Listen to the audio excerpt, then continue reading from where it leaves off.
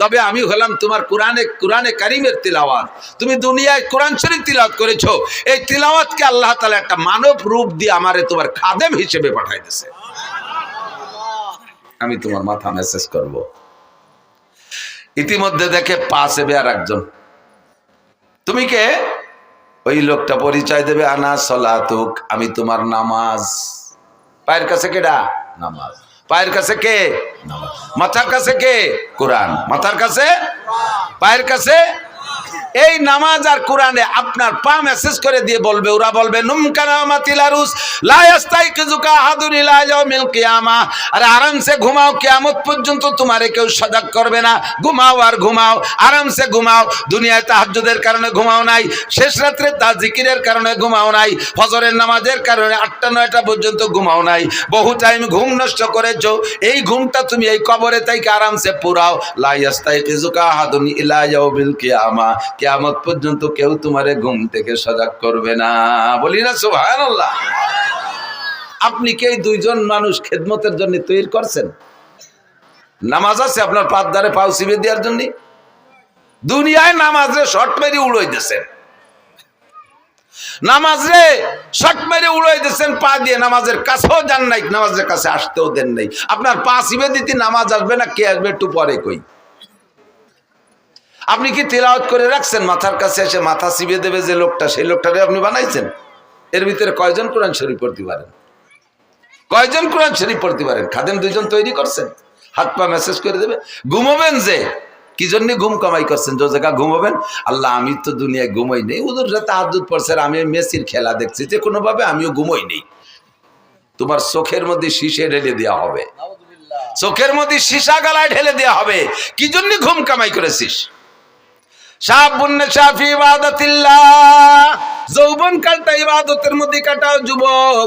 তোমার খেলার থেকে উঠে আসতে বলি না, ফুটবল খেলতে মনে চায় খেলো, তবে সতর ডেকে খেলো। ক্রিকেট খেলতে মনে চায় খেলো, সতর ডেকে খেলো। র্যাকেট খেলতে মনে চায় খেলো, তবে সতর ডেকে খেলো। আর এই খেলার ভিতরে নামাজের টাইমটা তুমি স্মরণ রাখো। তোমরা খেলা দেখা পাল্টি জবাব দাও। পাকিস্তানি প্লেয়াররা যখন ক্রিকেট খেলে বা ফুটবল খেলে, আজান হওয়ার সঙ্গে সঙ্গে পায়ের বলটারে সাইডে দিয়া হাতের ব্যাটকান ফেলাই দিয়ে মাঠের মধ্যে যে নামাজ পড়তে দেখছো কি? দেখো না। তোমার খেলা তুমি খেলো, তোমার ইংরেজি পড়া তুমি পড়ো, কলেজে পড়বা পড়ো, কোনো বাধা নাই। বিশ্ববিদ্যালয় পড়ো, ডাক্তারি পড়ো, ইঞ্জিনিয়ারিং পড়ো, বিজ্ঞানী পড়ো, যা পড়ো পড়ো, কোনো দোষ নাই। ক্ষেত করো, খামার করো, ব্যবসা করো, বাণিজ্য করো, গাড়ি চালাও, বাড়ি চালাও, যা করবা করো, কোনো তাই দোষ নাই। বৈধভাবে সব কিছু করো। আজান হইলে সব কিছু ছেড়ে দিয়ে তুমি মসজিদে চলিয়া যাও। সময় কিন্তু বেশি নাই, বুড়ো হইলে নামাজ পড়বো। বুড়ো হবা কি হবা না তার গ্যারান্টি কি আছে? একজন যুবক হিম্মত করে বলো তো যে আমি বুড়ো হবই। আছেন কেউ সাহস করার মতো? বলো তো, বল যে বলবে এটা তার বিয়াদবি বলা হবে। আল্লাহ কয় তোরে মারবো এই মাঠে ফেলাইয়ে, তোরে বুড়ো, তোরে বাড়ি জাতি দেবো না। হতে পারে? কাজে এই জায়গা কোনো বাহাদুরি চলে না, ঠিক না? এই জায়গাটা মোটে কোনো বাহাদুরি চলে না। এনি টাইম এভরিডে দুনিয়ায় আসার জন্য সিরিয়াল লাগে, যাওয়ার সিরিয়াল লাগে না। আব্বা থাইকে যায় ছেলে চইলা যায়, দাদা থাইকে যায় পোতা চইলা যায়, নানা থাইকে যায় নাতি চইলা যায়, মা থাইকে যায় মেয়ে চলে যায়, আছে না নাই? দাদি থাইকে যায় পুতনি চইলা যায়। এ দুনিয়া আসার জন্য সিরিয়াল আছে। আগে যে আসে সেই দাদা দাদি হয়, তারপরে যে আসে সেই আব্বা মা হয়, তারপরে যারা আসে তারাই পোতা পুতনি বা ছেলে মেয়ে হয়। এইটাই হলো দুনিয়ায় আসার সিরিয়াল, কিন্তু যাওয়ার জন্য কোনো সিরিয়াল নাই। কথা না বলিয়ে দি। এই তোমরা ওয়াজ না শুনে, এই তোমরা মোবাইল আলারা কি করো? এই সকালবেলা সব পাবা, এই ওয়াজ শুনিয়ে এই দড়ি ফেঁকা দড়ি দাঁড়ায় রয়েছে, সব ইউটিউবে আছে। কি জন্য এই সময়টা নষ্ট হতেছ? আর ওই দান্দায় তুমি কানের মধ্যে কিছু নিবা না, অস্ত্র তোমাকেই করতেছি। বুড়োকে বাদ দিছি কইছি না, বুড়োকে যেন চলে যান, বাড়ি চলে যান, আপনাকে ছুটি। ইন্ডা বুড়োরা এমনি মুনিশি হয়ে গেছে। আল্লাহু আকবার। গহরডাঙ্গার খাদেমুল ইসলাম জামাতের জেনারেল সেক্রেটারি শামসুল হক ফরিদপুরি রহমতুল্লাহ আলাইহির এক করে খাস খাদেম মাস্টার আব্দুর রাজ্জাক সাহেব বলতেন, হুজুর উনি গহরডাঙ্গার প্রাইমারির মাস্টার ছিলেন। এই ছোট ছোট কাটা কাটা অনেক চুটকি কথা বলতেন। উনি বলতেন একদিন বলতেছেন যে আমাকে বাড়ির দ্বারে এক ডাক্তার, আমাকে এক স্বাস্থ্য ভাই ডাক্তার হয়ে আইছে। সে সময় লন্ডনের থেকে পড়ে আসা ডাক্তারের কত বিলাত ফেরত, মুরব্বীরা জানেন বিলাত ফেরত কত না, তার মানে বিলাতের পড়িয়ে ফেরত দেশে তারা চাই চলে গেছে বিলাত ফেরত। তো বিদেশের থেকে পড়ে আইসা ডাক্তার, দেশের ছেলে, একটু সেবা খেদমত করতে জীবন ভরি তো ঢাকা এই ডাক্তারি বেশি খাবে। তো বাড়ি আইসা মাইকিং করে, মাইক তো ছিল না সে সময়, ওই সুঙ্গ দিয়ে বই বই বলে দেশে যে অমুক ডাক্তার রয়েছে বিলাতের, 3 দিন ফ্রি চিকিৎসা করবে, পরীক্ষা নিরীক্ষা ওষুধ পানি সব দেবে। এই কথা করলি বাঙালি রুগীর অভাব হয়। সিরিয়াল ধরে আইসা দেখাচ্ছে আর উনি ঔষধ দিচ্ছে, চিকিৎসা করতেছে, পরীক্ষা করতেছে, ঔষধ দিচ্ছে, দিয়েই যাচ্ছে।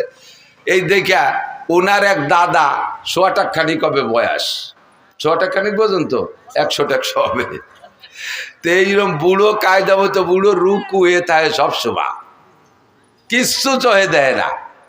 তো এই বুড়ো আইসে বলতেছে বাড়ি তুই তো বিদেশেতে ডাক্তার হয়েছিস, তুই তো মেলা মানুষের চিকিৎসা করলে, আমি তো দাদা ওই গোষ্ঠীর মানুষ, আমার একটু চিকিৎসা দি। কয় দাদা তোমার কি কি সমস্যা? কয় 1 নম্বর সমস্যা হলো আগে লোহা খালিও হজম হয়ে যেত, আর এখন সাদা যাও খালিও ওইভাবে বার হয়ে যায় ওই দিক দিয়ে, তা পেটের মধ্যে যে আটায়ও না। দেখ দিয়ে কি আর আছে, পরীক্ষা নিরীক্ষা করে দেখা দাদা তোমার এই পাকস্থলীর শক্তি শেষ, এখন যদি ভালো কিছু তাহলে এই পাকস্থলী ফেলাই দিয়ে নতুন একটা লাগাতে হবে, আর এটা সম্ভব না, কাজেই তোমার এই রোগ হলো বার্ধক্যজনিত কারণ। এটা কোন কারণ? বার্ধক্যজনিত কারণ, দুর্বলতা, ইয়া সারার কোনো ঔষধ নেই। তা দে বাদ দে, ওটা দে, আর একটা ধর। আগে আমি দিনের বেলাও তারা দেখতাম, এতে রাত্রিও তো চাঁদটা দেখিনি। দেখবি চোহের কি এলো, ভালো করে চোখটা দে, চোখে পাওয়ার একটু থাকলি না, চশমা দিলে আর একটু বাড়ে। তার ভিতরে এমন মাইর খাইছে, কয় দাদা তোমার এটাও সারবে না, এটাও বার্ধক্যজনিত কারণ। এটা কোন কারণ? বার্ধক্যজনিত কারণ। কয় থাকতো এটা বাদ দে, দেখ যে আগে আমার এই চামড়া কি সুন্দর টাইট ছিল, তেল তেলে এনে গরুর গলার মতো ঝুলিয়ে গেছে গায়ে জায়গায় দিয়ে, এরে কিভাবে ফিরে টাইট করা যায়? ও কি পাম্পার দিয়ে ফুলবে নাকি? আর করে দড়ি টড়ি কয় দাদা এটাও আর টাইট হবে না, এটাও বার্ধক্যজনিত কারণ। ডাক্তার কুজো ডাক্তার চেয়ারে বসে, কি বলে বুড়ো, আর ডাক্তার তো বসে দিছে চেয়ারে। বুড়ো চেয়ারে তো উঠে আসে ডাক্তারের গাড়ের উপরে ওই বুড়ো আইতে 2 চড়। তুই কিসের সাথে ডাক্তার হয়েছিস? যেটা কই সেইটা আমার বার্ধক্যজনিত কারণ। তুই কি এরিস? এটা বার্ধক্যজনিত কারণ, ওটা বার্ধক্যজনিত কারণ। তা ডাক্তার কয় দাদা যে পরে 2টা চড় দিলে এটাও বার্ধক্যজনিত কারণ। আমি এতেও রাগ হলাম না, বয়স থাকলে বুঝতে যে ডাক্তারে চড়ানো যায় না, বার্ধক্যজনিত কারণে চড় 2টিও দিলিয়া। তো বুড়োকে বার্ধক্যজনিত কারণে এরকম সব শেষ হয়ে গেছে। কতক্ষণ যারা ফাজলামি করো তারা আসো, আল্লাহু আকবার। এই গানের নাম শুনলে, এদিকটা আগে তো যথেষ্ট গান ছিল, গান হতো না, জারি যাত্রা, করসা কাজির গান, গুণযাত্রা, তারপরে আরো কত কি বাউল গান, ফাউল গান, বিচার গান, এগুলো ছিল না? এই গান ছিল না এই দেশে? তো এই গান শুনতে মাইলকে মাইল চলে যাইতেন আপনারা। এখন সে গানগুলো শেষ। 2-1টা গান আছে আমাদের ওদিক আছে, গাজির গান গায় বড় বড় মোসালা, মুসলমান না ঠাউর বোঝা যায় না। ওরে পরিমাণ মারেফাত আর শরিয়াতের কথা এই গানের মধ্যে কয়, আর কইটে কয় ডাক্তার হুজুর গে চ্যালেঞ্জ।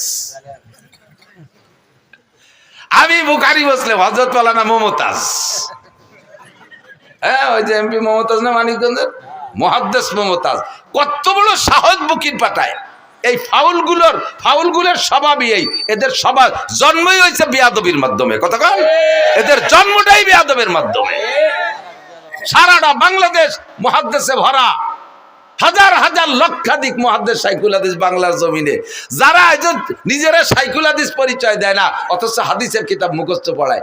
তারা বলতে পারে না যে আমি এই পড়ছি, বলে না। আর জীবনে কোনোদিন হাদিস শব্দ বানান করতে যদি পারে ও আরবিতে, তাহলে ওরে আমার সারা জীবনের ইনকাম দিয়ে দেবো। ও যদি হাদিস শব্দের শুদ্ধ বানান করে পড়তে পারে।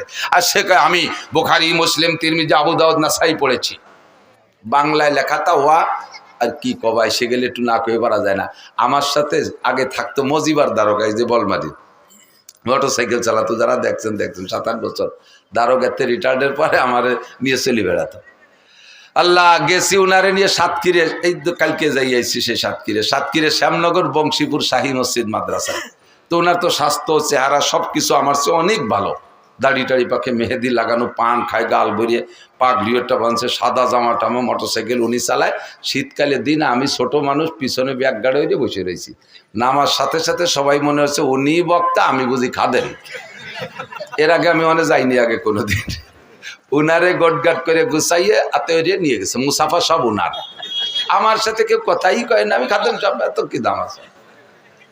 ভিতরে নিয়ে বসাইয়ে সব গোলগাল হয়ে বইছে, নাস্তা পানি সব উনারে দিচ্ছে। আর উনি একটু মোড়া দিতে চায়, আমি চোখে সারা দিছি, কথা কই না, দেখতে দেয় আজকে খেলাটা হয়ে যাকে ভাবে। তো নাস্তা পানি সব খাইছে, আমারে মাঝে মাঝে একটু দেয়, সাথে আইসি ওই পাশে একটু দেয়, একটু খাইছে। শীতের সময় ওনার গায়ে দামি কম্বলের টাইনে মোড়াই দিছে। আমি কোন, আমার তো শীত করতেছে, আমার এখন খেতা দিছে, আমি কোনায় তাই গায়ে দিয়ে কাইতে রয়েছি। নাস্তাওয়ালি খাওয়া শেষ, এখন আমার নামের সাথে পরিচয় দিয়েছে শাইখুল হাদিস। আর উলামায়ে কেরামের স্বভাব আছে, কোনো বক্তা আসলে তার যোগ্যতা পরিচয় নিয়ে একটু তাহকিক করে, খোঁজাখুঁজি করে। তো ওনারে জিজ্ঞেস করছে, হুজুর আপনি ফারেক কোন সালে কোন জায়গাতে? ফারে গেল মৌলানা পাশ করারে ফারেক কয়, কোন জায়গাতে কোন সালে ফারেক? তো উনি সালেরটা যেন কি কলো যে শরীয়তপুর পুলিশ লাইন থেকে ফারেক। আমি তো খেতা মুড়ি দিয়ে হাইসে মরি যাচ্ছি, শরীয়তপুর পুলিশ লাইনেতে। তো আলেমুল আমরা মনে করছে কি যে পুলিশ লাইনের কাছে মাদ্রাসা আছে, তো ওই মাদ্রাসার নাম পুলিশ লাইন মাদ্রাসা, যেমন যশোর রেল স্টেশন মাদ্রাসা, এটা পুলিশ লাইন মাদ্রাসা। উনি কিন্তু মিথ্যে কথা করছে না, কথা সত্যি বলেছে, পুলিশ লাইন নিতে পারে। তো হুজুররা ওই বুঝে চুপ করে রয়েছে। এরপরে বলছে যে এখন কোথায় কি খেদমত করেন, কি করেন? বুখারী শরীফ পড়াই। আমি ওরে ডাকাইতি, এবার যদি ধরি বসে কোন মাদ্রাসা, তাহলে কি করবেন? তো কোথায় পড়ান? আমার বউরে বাংলা বুখারী শরীফ পড়াই, আমি পড়ি, আমার বউ শোনে। তো বুখারী শরীফ যে পড়ায় সে হলো শাইখুল হাদিস। তা উনি বাংলা বুখারী পড়ে আর ওনার বউ শোনে, এই জন্য উনি শাইখুল হাদিস। এখন ওরা চালু বলু হতেছে, তা সেই যে হুজুর বুখারী পড়ায় মাদ্রাসায় শাইখুল হাদিস, সে হুজুর কো? ওনার কাছে জিজ্ঞেস করতে সাহস পায় না। এই করতে করতে আমার টাইম যখন হয়ে গেছে, এই সময় ওনারা বলতেছে যে হুজুর চলেন স্টেজের সময়। এখন উনি কয় বক্তা তো আমি না, বক্তা তো ওই হুজুর। 3-4 জন কয় এতক্ষণ যে নাস্তা পানি খাইছি ফেলা।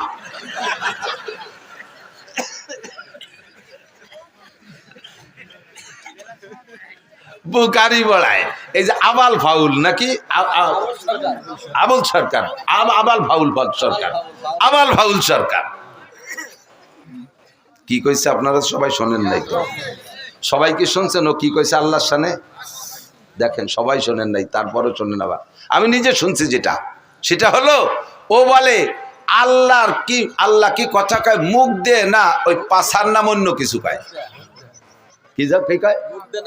হোক দে। ও ভাষা তো আমি বুঝি না, মানে যারা আমরাকে বাংলায় কি বলে মুখ দে না, পাছায় দিয়ে, বা আরো নিচের বাংলা গুদ দিয়ে।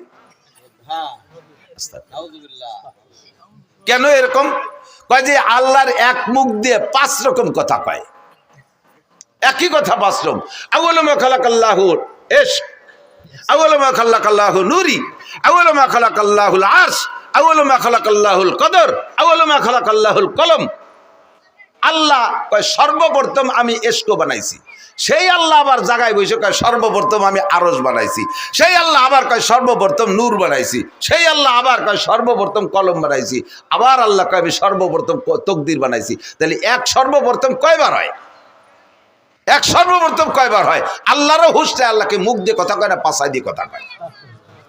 বলেন তো এর কি কওয়া দরকার?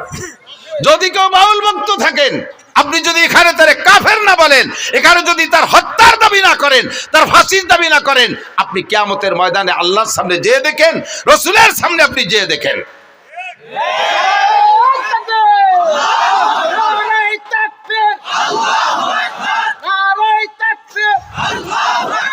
ইসলামের শত্রুরা হুঁশিয়ার, সাবধান। আল্লাহ রাসূলের শত্রুরা জোরে আল্লাহ রসুলের শত্রুরা, আল্লাহ রসুলের শত্রুরা, নারায়ে তাকবীর। যদি কেউ থাকেন তওবা করেন। গান এদিক থাকেন, আরবিতে গানের অনেক ভাষা আছে। এক প্রকারের গানকে বলে সামা, যেটা বোঝর গানের দিনও কখনো কখনো গাইতেন। গানকে সামা হওয়ার জন্য 5টা দোষ মুক্ত হতে হবে। কয়টা? জোরে বলেন কয়টা? মুখস্থ থাকবে। যুবক, তুমি যে গানই শোনো না কেন, তোমার চরিত্রকে হেফাজত করার জন্য হলেও এই 5টা শর্তকে তুমি খেয়াল রাখবে। বলবো? 1 নম্বরে গানের মধ্যে বাজনা হতে পারবে না। 1 নম্বরে গানে বাজনা হতে পারবে না। বাজনা হলে দেখেন কোরআন শরীফের আয়াতের সাথে বাজনা মিশিয়ে দিয়েছে। ইদানিং ইসলামিক সঙ্গীত গাচ্ছে, ইউটিউব চালায় দেখেন, প্রত্যেকটা ইসলামী সঙ্গীতের ভিতরে কম্পিউটারের মাধ্যমে চিকুন ভ্যারাইটি কিসমের গিটার, হারমোনিয়াম ইত্যাদির বাজনা ঢুকিয়ে দিয়েছে। যত ভালো হোক না কেন, কোরআন শরীফের আয়াতের তিলাওয়াতের মাঝেও যদি বাজনা ঢুকায়া দেয়, ওই তিলাওয়াত শোনা হারাম। হাদিসের তিলাওয়াতের মাঝেও যদি বাজনা ঢুকায়া দেয়, ওই হাদিসের তিলাওয়াত শোনা হারাম। জিকিরের মাঝেও যদি বাজনা ঢুকায়া দেয়, ওই জিকির শোনা হারাম। দুরুদের মাঝেও যদি বাজনা ঢুকায়া দেয়, তাহলে ওই বাজনার কারণে দুরুদ শোনা হারাম। 1 নম্বরে বাজনা হারাম, বাজনা থাকতে পারবে না। 2 নম্বরে গানের মধ্যে মিথ্যা কথা হতে পারবে না, গানের মধ্যে মিথ্যা কথা হতে পারবে না।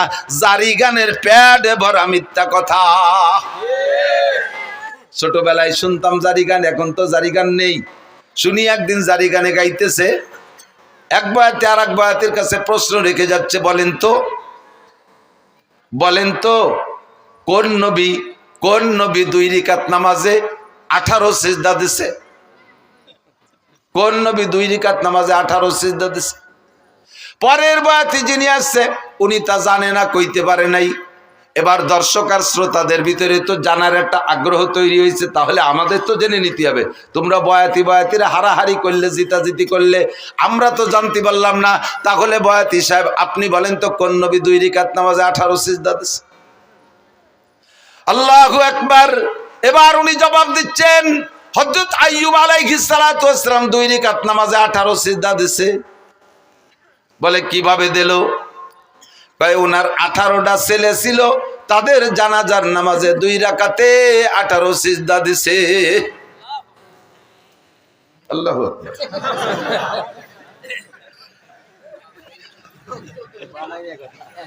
এইভাবে টাইম দিয়ে কলি সুবহানাল্লাহ আর আল্লাহু আকবার করতে হবে জানা। এবার আমি বললাম, আমি তো সে সময় শুনি নেই। পরবর্তীতে জারি গানের বয়াতি কিবরিয়া সাহেবের সাথে একদিন মাহফিল, আমি বললাম আপনারাও গাইতেন নাকি এই গান? কয় হ্যাঁ, তো আমরা গাইছি। তা বলেন তো 2 রাকাতে 18 সিজদা কেন দিল? কয় তার 18 ছেলে ছিল, জানাজার নামাজে 18 সিজদা। আমি বললাম যে এই কথাটা বুয়ো না সঠিক, আপনি কি টের পান নাই কোনোদিন? কয় বুয়ো হওয়ার কারণ কি? আমি বললাম আপনি কি জানাজার নামাজ জীবনে পড়ে থাকেন? কয় হ্যাঁ, 1 মাস আগে তো আমার মার জানাজা পড়ছি। কয় সিজদা দিয়েছেন? কয় রাকাত পড়ছেন জানাজার নামাজ? কয় জানাজার নামাজ কি রাকাত আছে নাকি? তা আপনার জানাজার রাকাত থাকলো না, আইয়ুব আলাইহিস সালাম রে 2 রাকাত পড়ালেন কিভাবে? তাও তো এক কথা। এখন কানে বানি গেছে, তাও তো এক কথা। আমাকে জানাজার রাকাত নাই, আইয়ুব আলাইহিস সালাম রে 2 রাকাত পড়াবাকে? আমি বললাম আপনার মায়ের জানাজায় কয় সিজদা দিয়েছেন? কয় সিজদা একটাও দেই নাই। তা আইয়ুব নবীর সন্তানদের জানাজায় সিজদা দেবে কেন? সিজদা হবে একমাত্র কার জন্য? আল্লাহু আকবার। বরাবর 3টি অঙ্গ হেফাজত করো। এই অঙ্গটা হেফাজত করো আল্লাহর জন্য, জবানটা হেফাজত করো আল্লাহর জন্য, বরাবর নিচে আরেকটা অঙ্গ শরমগা হেফাজত করো আল্লাহর ভয়ে। 3টি অঙ্গর হেফাজত যদি করতে পারো, তাহলে নবী পাক বলেন আজমাল্লাহুল জান্নাহ, আমি তোমার জান্নাতের জামিন হইয়া যাব। সিজদা হবে কার জন্য? একমাত্র আল্লাহরই জন্য। মূর্তির সামনে সেবা, পীরের সামনে সেবা। দেখেন না বাউল পাল্টি, ওকে ছবি দেখেন, আরো ভিডিও দেখেন, দেখবেন ওই বাউল, বড় বাউল বৈশা আছে, আর ছোট ছোট কুসো ফাউলরা যে তার সামনে সেবা দিচ্ছে। দেখছেন না সিজদা দিতে? এগুলো মুমিন না মুশরিক? মোমেন না মুশরিক? আখলিস দীনাকা ইয়াকফিকাল আমালুল কালিল। শুনতে ভালো লাগে তাই বলেই শুনবেন, তাই বলে যা তা শুনবেন না, যাতে আপনার ঈমান আমলকে ধ্বংস করে দেয় এমন কিছু আমি শুনতাম না। আরে আল্লাহু আকবার। মুমতাজের গান, দুনিয়ার যত পচা গান আছে, এ গান শুনলে গুনাহ হয় তবে ঈমান যায় না। ওই সব গান শুনলে গুনাহ হয়। তো খেয়াল করেন, এই সব গান যত কণ্ঠশিল্পী আছে দুনিয়ার পচা নোংরা গান গায়, এসব গান শুনলে ঈমান যায় না তবে কবিরা গুনাহ হয়, কবিরা গুনাহ হয় তবে ঈমান যায় না। কিন্তু বাউল গান, বিচার গান আর জারি গান আর করচা গান, এই সমস্ত গান শুনলে ঈমান যায়। কারণ এই গানগুলো শুনে তার ভিতরে যে ইসলামী ইতিহাসগুলো ওরা বলে, এই কথাগুলো শ্রোতারা বিশ্বাস করে। আর এই বিশ্বাসের কারণে ভুল ইতিহাস তার অন্তরের মধ্যে ঢুকলো। আর ভুল ইতিহাস বলতে বলতে আল্লাহর সম্পর্কে সমালোচনা, নবীদের সম্পর্কে সমালোচনা, এমন এমন খারাপ ভাষা ব্যবহার করে যেগুলো উচ্চারণ করাই সম্ভব না। কয় আদম আলাইহিস সালাম লম্বা ছিল, এই বাউলরা কয় আদম আলাইহিস সালাম লম্বা ছিল 120 হাত, তার পুরুষ অঙ্গ লম্বা ছিল 17 হাত। তোর আব্বা যাই আমায় ফিয়াইছে শালার কাজাতি গেছিলাম রে, পারলাম না, ঠেয়া ফেলছি, বহুত কষ্ট করে ঠেয়া ফেলাইছি। আস্তাগফিরুল্লাহ। জানোয়ার আদম আলাইহিস সালাতু ওয়াস সালাম জলিলুল কদর নবী, দুনিয়ার সর্বপ্রথম মানুষ, সর্বপ্রথম নবী, তার অঙ্গ প্রত্যঙ্গ মাপার দায়িত্ব তোর কে দেছে? এই অ্যানিম্যাল, পশু, বাস্টার্ড, হারামজাদা। তার জন্মের ঠিক নাই যদি সে এরকম উচ্চারণ করে থাকে। কথা বলেন ঠিক ঠিক না? আল্লাহ সম্পর্কে কটূক্তি, নবী সম্পর্কে সমালোচনা, ভাই কি আমি বললাম তো এই সব দিক দিয়ে। এরপরে তুমি ভুলটা বুঝে নাও। আইয়ুব আলাইহিস সালাতু ওয়াস সালামের ছেলে 18টা, আগেও না পরেও না। ছেলে ছিল 6টা, এক রাত্রে 6 ছেলে উদাও হয়ে গেছে। উদাও হয়ে যাওয়ার পরে তাদের জানাজা পড়া লাগে না, কাজে উনি জানাজা ছেলেদের পড়ে যান নাই। এরপরে 18 বছর কষ্টের পরে, রোগ থেকে শেফা দেওয়ার পরে আল্লাহ তাআলা আরও 4টে, আগে 4টে স্ত্রী ছিল, সে 4টার 3টে, একটা তো কাছেই ছিল রহিমা, আর 3টে হারিয়ে গিয়েছিল, সে 3টেরও ফিরে দিয়েছে, আরও 4টে বিয়ে করার অনুমতি দিয়েছে, 8টা স্ত্রী। পরবর্তীতে আর 6টা ছেলে হয়েছে, 12টা ছেলের জীবদ্দশায় আইয়ুব আলাইহিস সালাম ইন্তেকাল করছেন, একটা ছেলেরও জানাজা পড়া লাগে নাই। তোর এই বাউল গান আর ফাউল গান আর হারামজাদা গান, যেই গানের কোনো মা বাপ নাই, যেই সন্তানের মা বাপ নাই, তার কয় জারিউর বাচ্চা। কথা কন না কেন? যেই গানের কোনো মা বাপ নাই, তার কোনো সনদ নাই, দলিল নাই, এই জারজ গান আর জারিউ গান, হারামজাদা গান দিয়ে নবী রাসূল সম্পর্কে কটূক্তি করবি, মরার সময় তোর ঈমান নসিব হবে না। হাসরের মাঠে নবী পাকের সুপারিশ তো দূরের কথা, তুই থাকবি জাহান্নামের প্রথম স্থানে। কথা বলেন ঠিক ঠিক না? আর জীবনে কোনোদিন আমরা জারি গান, বাউল গান, ফাউল গান শুনবো? জোরছে বলছেন, জোরে বলেন। কারা কারা শুনবেন না একটু আল্লাহকে হাত দেখাবেন। কেউ কে হাত অল্প একটু জাগাইছে, আমি অল্প একটু শুনবো, এরকম নেই, পুরো টান টান। বাউল পার্টি হালাল না হারাম? বাউল পার্টি জায়েজ না না জায়েজ? বাউল গান শোনা জায়েজ না না জায়েজ? হারাম, হারাম, হারাম, বলেন হারাম। জীবনও কোনোদিন সমর্থন করব? বাউল সরকার, আবুল সরকারের ফাঁসি চাই, ফাঁসি চাই, ফাঁসি চাই, আবুল সরকারের ফাঁসি চাই। নারে তাকবীর। জাযাকুমুল্লাহর ফাঁসি না দিলেও একটা কাফের, একটা বেঈমানের মোকাবেলায় ফাঁসির দাবি করেছেন, কিয়ামতে ইনশাআল্লাহ নবী পাকের সুপারিশ পাবেন। আল্লাহর শাজিমের নিচে জায়গার ব্যবস্থা করে দিক। 2 নম্বরে মিথ্যা কথার কারণে গান হারাম। কয় কি? একটা না কয় পারতেছি না, দিক খেয়াল কয় কি? বলো ওয়াইস করনি, খেয়াল করেন, ওয়াইস করনি বিলাল রে, বিলালের বাড়ি যাইয়া, শুনছেন মনে হয় কেউ কেউ শুনতে পারে, বিলালের বাড়ি যাইয়া রুটি খাইয়া তার হায়াত ছিল 7 দিন, বাড়াই দিয়েছে 70 বছর। বোঝেন বোঝেন কথাটা বললে ওয়াইস কর্নির কারামতি বাড়িয়ে গেল, যে ওয়াইস কর্নি কত বড় বুজুর্গ বাবা, তার কথায় আল্লাহ বিলালের হায়াত বাড়াই দিয়েছে, এর ওয়াইস কর্নি শান বাড়াইছে। এবার এই বাড়াইতে যাইয়ে মাইকটা দিছে কোন জায়গা তা টের পাইতে দেয় না। বিলাল রাদিয়াল্লাহু তাআলা আনহু আর হুজুরের বাড়ি মদিনায় যারা গেছেন তারা বলেন, মসজিদে বিলাল চেনেন তো? মসজিদে বিলাল, মসজিদে বিলাল কুবা রোডে যাইতে বাম পাশে মসজিদে বিলাল, আর মসজিদে নববী ওই জায়গা, মসজিদে নববীর মধ্যে হুজুরের বাড়ি। তো হুজুরের বাড়ি আর বিলালের বাড়ি প্রায় আধা কিলোমিটার হবে দূর, বিলালের বাড়ি যেখানে, মসজিদ যেখানে। এই জায়গা যাইয়া ওয়াইস করনি বিলালের বাড়িতে রুটি খাইয়া সেই রুটির দোয়া দিয়া বিলালরে হায়াত বাড়াই দিয়েছে। একটু আধা কিলোমিটার হাঁটে যাইয়া রসুলরে দেখি আসলো না। বোঝেন কথা, বোঝেন? ওয়াইস করনি আর নবী আলাইহিস সালাম একই জামানায়। নবীর কথা শোনার সাথে সাথে হযরত ওয়াইস আল কারনি কলেমা পড়ে ইসলাম গ্রহণ করেছেন। নবী পাকের সাথে দেখা করতে যাবেন, কিন্তু বৃদ্ধা মা ঘরে থাকার কারণে যাইতে পারতেছে না। চিঠি লিখছে হুজুরের কাছে, হুজুর আমি তো আমার এই বৃদ্ধা মার খেদমতে আছে, আমার আর খেদমত করে কেউ নেই আমার মাকে, তা আমি কি আপনার সাথে একটু দেখা, যদি দেখা করতে পারতেন তাহলে হতেন সাহাবি। আর সাহাবি আর ওয়াইস কর্মীর মধ্যে পার্থক্য কি জানেন? সাহাবি আর একজন নর্মাল সাহাবি আর ওয়াইস কর্মী, 1 কোটি ওয়াইস কর্মীর যে দাম, সাধারণ একজন সাহাবির দাম তার চেয়ে বেশি। একই জামানায় হইয়া ওয়াইস কর্মী এই সাহাবি হওয়ার ফজিলাতটা নিতে যাইতে পারে নাই মায়ের খেদমতের কারণে। সেই ওয়াইস কর্মী মারে বাড়ি থুইয়া হুজুরের বাড়ির দাঁড়াতে বিলালের বাড়ি যে রুটি খাইয়া বিলালের হায়াত বাড়াই দিয়ে আসলো, নবীর একটু দেখিয়ে আসলো না। এর নাম জারি গান না জারিও গান? বাংলায় কমেন্ট একটু, কতজনের জারির বাচ্চাকে গালি হয়েছে নাকি? একটু গালিও না, এটা গালি দিলেও না কি আছে? এই গান কি জারি গান না জারিও গান? যার কোনো বাবা প্রায় মিথ্যে কথা। এরপরে জারি গানের ভিতর গায় আল্লাহ উসমান রে আর কুলসুম রে আল্লাহ জাহান্নামে দেবে। উসমান রাদিয়াল্লাহু আনহু জিন্নুরাইন হুজুরের একটা মেয়ে বিয়ে দিয়েছে, ওইটা মারা গেছে, কয়েকদিন পর আরেকটাও দিয়েছে। এরপরে হুজুর বললেন আমার যদি আরো মেয়ে থাকতো আর একটা একটা করে উসমানের সাথে দেবো, আর মরবে আরেকটা দিতে থাকবো, মরবে আবার আরেকটা দিতে থাকবো, যতগুলো মেয়ে থাকতো আমি পরপর উসমানের সাথে দিতাম। এই উসমান রাদিয়াল্লাহু তাআলা আনহু তৃতীয় খলিফা, নবী আলাইহিস সালামের কলিজার টুকরা জিন্নুরাইন, হুজুরের 2টা মেয়ে ওনার সাথে বিয়ে দিয়েছে বিদায় হুজুর বলে জিন্নুরাইন 2টা নূরের অধিকারী। সেই উসমান আর হুজুরের মেয়ে কুলসুম এই দুইজনরে বদদোয়ারে ডেওয়াই দিচ্ছে জারিও গানা লাগে বিবৃতি শুনে যে হযরত উসমান ধনী মানুষ, বিশাল জিয়াফত করছে, অনুষ্ঠান করছে। সেই অনুষ্ঠানে ফাতেমা আর আলী আর হাসান হুসাইন এই 4 জনের পোশাক ভালো না, গরিব, এই জন্যই 4 জনের দাওয়াত দেয়নি, খাতি দাওয়াত দেয়নি। যেমন দাওয়াত দেয়নি আল্লাহ সেরকম বিচার উড়িয়ে দিছি, সব ডেক ভরা ভাত মাটি হয়ে গেছে। পুরা কয় বাবিটা যে দেখে আইছে।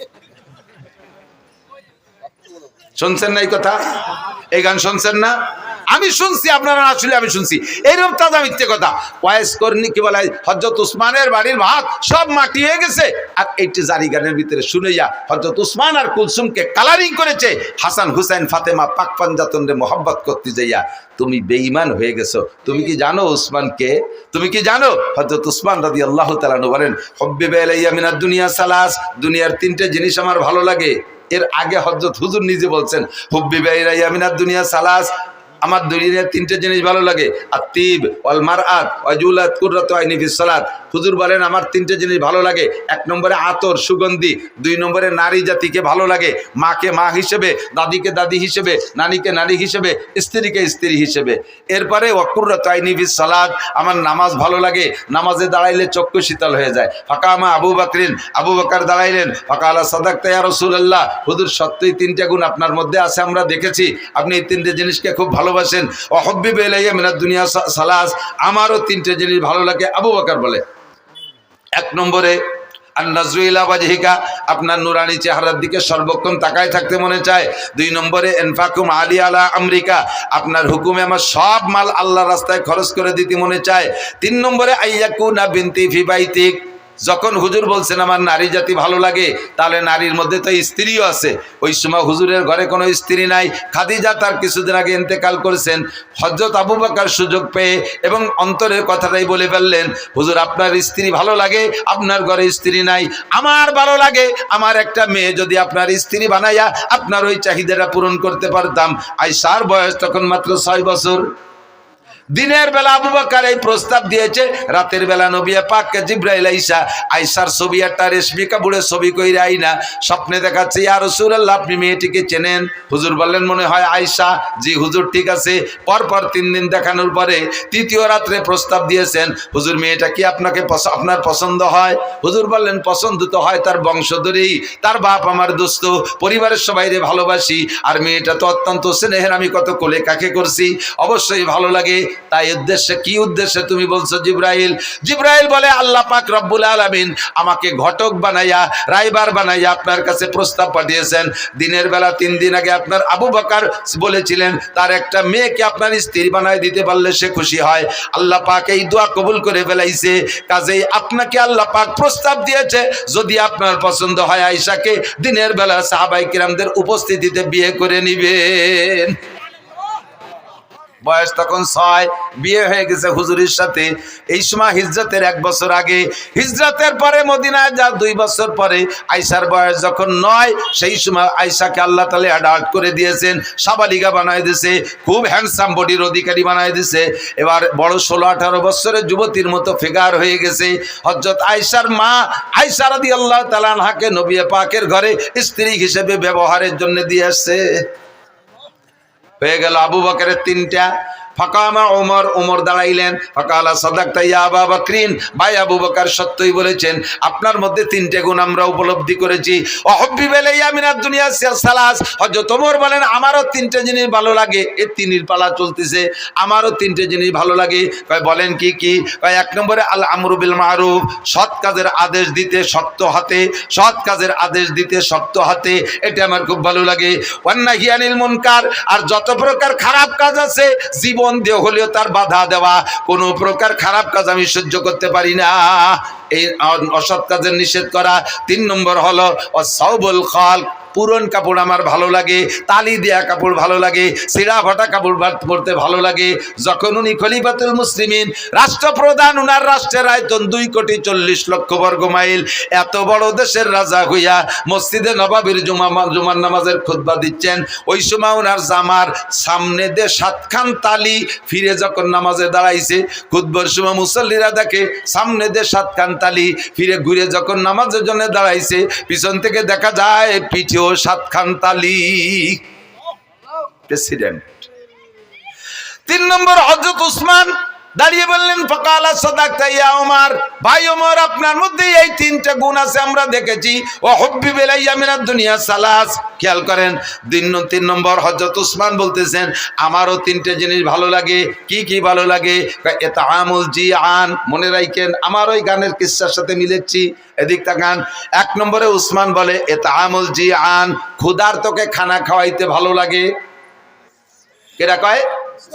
কেডা কয়? কাকে খাওয়াইতে? ক্ষুধার্তকে খানা খাওয়াইতে ভালো লাগে। এবার 2 নম্বরটা হলো কিসওয়াতুল উরিয়ান, যাদের কাপড় নেই তাদের কাপড় দিতে ভালো লাগে। বুঝেন বুঝেন। 3 নম্বরে বা তেলাওয়াতুল কুরআন, কোরআন তিলাওয়াত করতে ভালো লাগে। যেই উসমান বাড়ি রান্না বান্না বিশাল জিয়াবত করলো, হাসান হুসাইনের পেটে ক্ষুধা, তারা 3 দিন খায় না, 5 দিন খায় না, আর তারা সেই দাওয়াত পাইল না, পোশাক ভালো নাই সেজন্য। ওদিকে ওসমানের গুণ হলো ক্ষুধার্তরে খানা খাওয়ায়, পোশাক নাই রে পোশাক দিয়ে দেয়, ওরা পোশাকের কারণে না খাইয়া বাড়ি থাকলো। আর এদিকে উসমান সামনে বলতেছেন রসুলের সামনে, আবু বকর ওমরের সামনে, যেই আলীরে দাওয়াত দেয়নি সে আলী ওই মজলিসে, তার মধ্যে কয় আমার ক্ষুধার্তকে খানা খাওয়াইতে ভালো লাগে, বস্ত্রহীনকে বস্ত্র দিতে ভালো লাগে। এইটা সবচাইতে বেশি প্রতিবাদ করবে আলী না? সঙ্গে সঙ্গে আলী দাঁড়ায় কয় সাদাকতা ইয়া উসমান, উসমান আপনার মধ্যে গুণ 3টে আছে আমরা দেখেছি। যারে দাওয়াত দেয় নাই পোশাকের অভাবের কারণে, যার পেটে ক্ষুধা থাকা সত্ত্বেও তারে জিয়াবতে দাওয়াত দেয় নাই, এই লোকটা কি সত্যায়িত করতে পারে? সেই দাঁড়ায় কয় উসমান আপনি সত্য কথা বলেছেন, এটা আপনার চিরবৈশিষ্ট্য, ক্ষুধার্তকে খানা খাওয়ান, বস্ত্রহীনকে বস্ত্র দেন, এটা আপনার গুণাগুণ। এবার আলী দাঁড়াই বললেন ওয়াহুব্বি ইলাইয়া মিনাদ দুনিয়া সালাস, ভাই উসমান সত্য বলেছেন, আমারও 3টে জিনিস ভালো লাগে। 3-এর পালা চলতেছে। হযরত আলী বলেন 1 নম্বরে কি বলে আস-সাওমু ফিস সাইফ, ইকরামুজ যায়িফ। 1 নম্বরে ইকরামুজ যায়িফ, মেহমানকে তার মর্যাদা বুঝা পরিমাণ মতো মেহমানদারি করতে আমার ভালো লাগে। যে মেহমানের যেমন চাহিদা তার চাহিদা অনুযায়ী মেহমানদারি করতে ভালো লাগে। 2 নম্বরে আস-সাওমু ফিস সাইফ, গরমকালে রোজা রাখতে আমার ভালো লাগে। হযরত আলী বলতেছেন গরমকালে রোজা রাখতে ভালো লাগে। জিজ্ঞেস করা হলো কেন? গরমকাল তো দিন বড়, এ সময় রোজা রাখতে তো সবার কষ্ট হয়, তোমার কেন ভালো লাগে?